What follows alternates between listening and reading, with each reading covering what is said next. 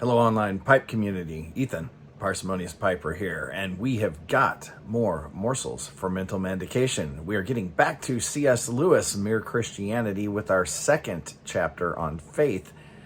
Before we do that, in a Pipe by Lee 3-star pair, lovely little pipe, I have got another bowl of Daughter and Ryan's Rinpoche AB. We'll talk about that a little more tomorrow. Now, in the last chapter, Lewis discussed what he thinks of as the simpler aspect of Christian faith, and that is the belief that what Christianity teaches is true.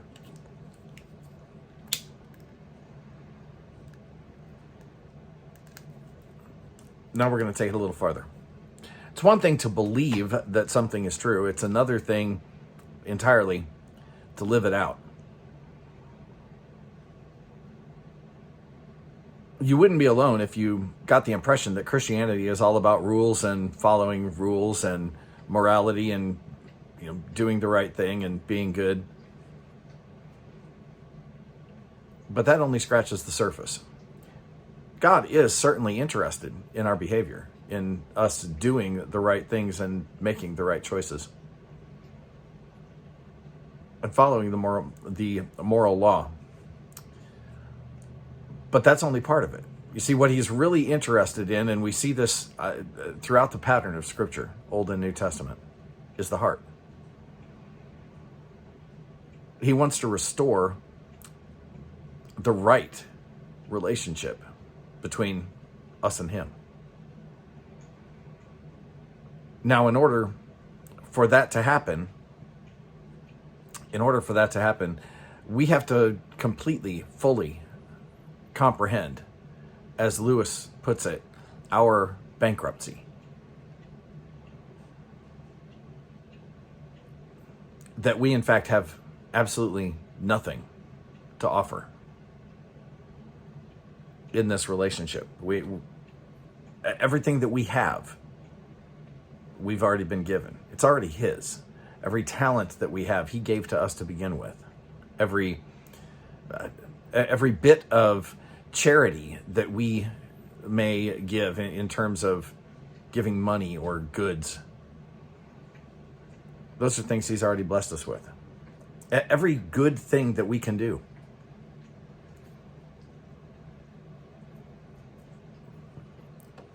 In that sense, is meaningless because, well, everything's already his.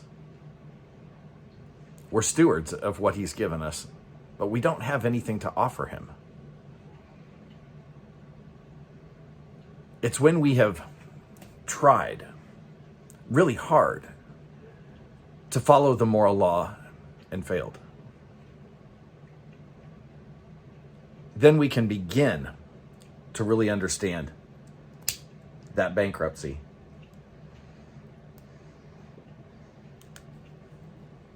It's one thing to parrot the line because we've been taught it. It's another thing entirely to fully comprehend it.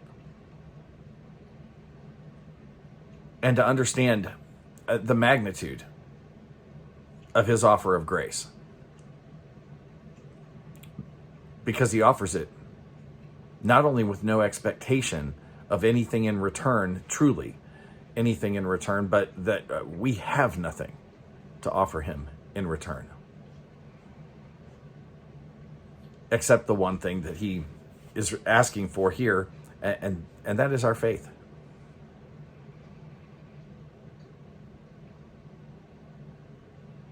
Now, Lewis points this out, some branches of Christianity put more emphasis on the rules, on the doing good.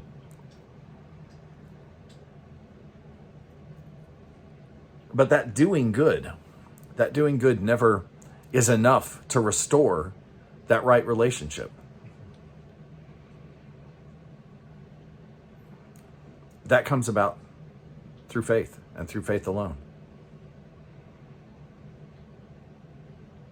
However, those Christians who talk about faith and faith alone ignore what we're also told, and that is that Faith without works is dead.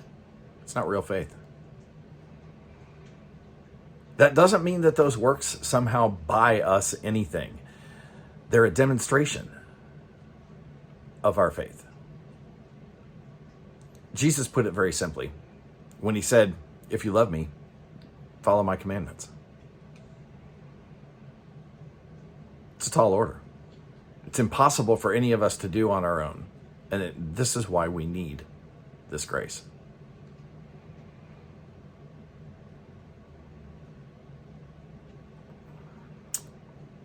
Not to earn, but to demonstrate. Lewis uses a couple of examples. One is a pair of scissors. Which side of the scissors is the most important? Well, this is very much like faith and works, or faith and doing good or being good. It's not one or, it's both. The person whose life and behavior are not changed by their faith demonstrates either the shallowness or lack of real faith.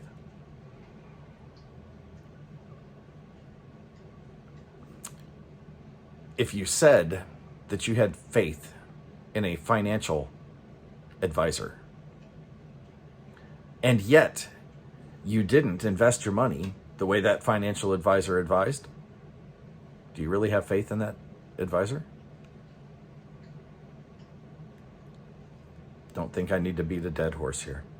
I do, however, need to relight.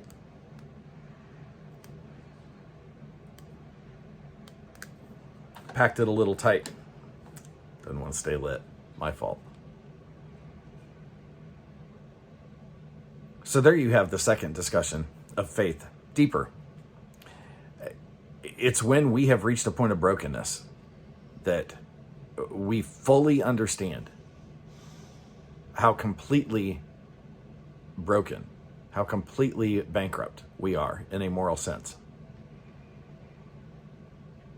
Then we can begin to accept and to truly put our faith in the mercy of God.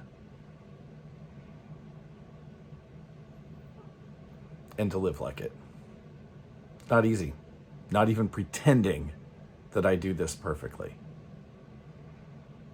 Lewis didn't either. He said, look, hold me accountable. I say the same thing to you.